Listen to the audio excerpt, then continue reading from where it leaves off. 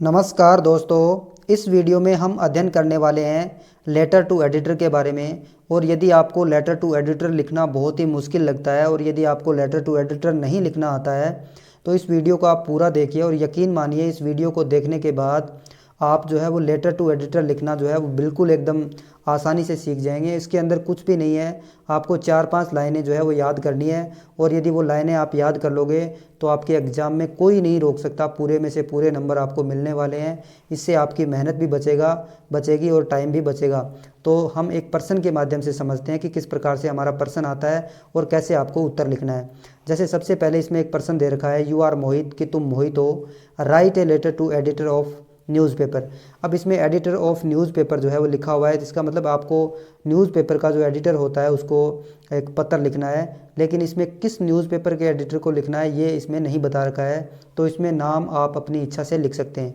उसके बाद में किसके बारे में लिखना है, कौन सी समस्या को रेज करना है, वो यहाँ पर बताया गया, about increasing crime in your city, कि आपके शहर के अंदर जो है क्राइम बढ़ गया है तो उसके बारे में आपको न्यूज़पेपर के लिए एक लेटर लिखना है। इसके अलावा दूसरी ये जो समस्याएं हैं इनके लिए भी आप जो है सेम जो है वो लेटर लिखा जा सकता है। तो इनमें से कोई भी समस्या हो सकती है, उसका जो प्रारूप जो है वो सेम ही रहने वाला है, एक ही प्रकार से हम लेटर लिख सकते हैं। तो अब देखते हैं कि कैसे लिखना है।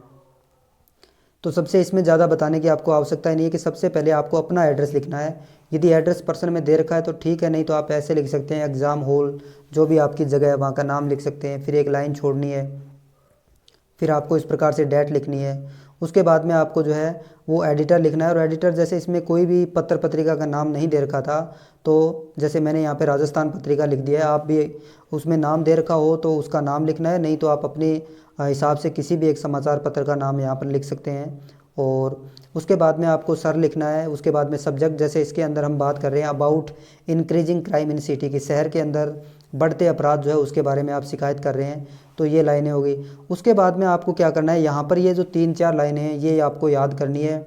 और सारे के सारे जो लेटर टू एडिटर हैं और जिसमें हम कंप्लेन कर रहे हैं किसी चीज़ की, तो उसमें ये लाइनें आप याद करके और पूरे में से पूरे नंबर जो है वो प्राप्त कर सकते हैं। तो देखते हैं क्या है, इन लाइनों का मीनिंग क्या है।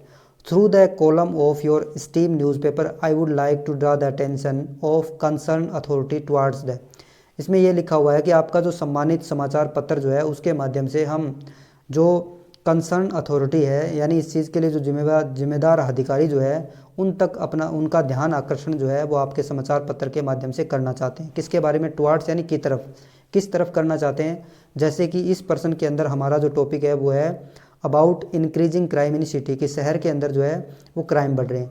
अब आपको क्या करना है, यदि आपको इंग्लिश में सेंटेंस बनाने नहीं आते हैं तो आपको क्या करना है, इस सब्जेक्ट को उठा करके यहाँ पर लिख दीजिए और कुछ करने की आपको आवश्यकता नहीं है, इतने में आपका काम चल जाएगा। और यदि आप 1-2 सेंटेंस बना सकते हैं छोटे छोटे, तो आप क्राइम के बारे में, यानी शहर के अंदर बढ़ते हुए क्राइम जो है उनके बारे में 1-2 लाइनें आप यहाँ पर अपने हिसाब से लिख सकते हैं। और नहीं आता है तो भी कोई बात नहीं, आप सब्जेक्ट को यहाँ पर लिख दीजिए। और उसके बाद में आपको क्या करना है, उसके बाद में ये 3 लाइनें आपको फिर याद करनी है। कहने का मतलब आपको 3-4 लाइनें याद करने से ये लगभग जितने भी कंप्लेनिंग एडिटर लेटर जो हैं उनको आप आसानी से कर सकते हैं। बहुत ही सिंपल सी लाइनें हैं। इट विल बी गुड, ये बहुत ही अच्छा होगा, इफ़ यू पब्लिश दिस, यदि तुम इसको पब्लिश करते हो, इन योर न्यूज़पेपर, कि तुम्हारे न्यूज़पेपर के अंदर यदि इस समस्या को तुम पब्लिश करते हो तो ये बहुत ही अच्छा होगा। And the concern authorities will see the gravity of this matter, ताकि जब तुम इसको पब्लिश करोगे तो जो कंसर्न अथॉरिटी है वो इस मामले की गंभीरता को देख सकें या समझ सकें। देयरफॉर, इसलिए, request use to this issue, कि इस इशू के लिए आपको रिक्वेस्ट की जाती है, काइंडली हाईलाइट, कि आप इसको जो है वो हाईलाइट करें, थैंकिंग यू। और उसके बाद में आपको एक लाइन छोड़ करके योर ट्रूली और अपने नीचे उसके नाम लिख देना है। बस इतनी 4-5 लाइनें जो है आप याद करके और पूरे में से पूरे नंबर ले सकते हैं। तो धन्यवाद।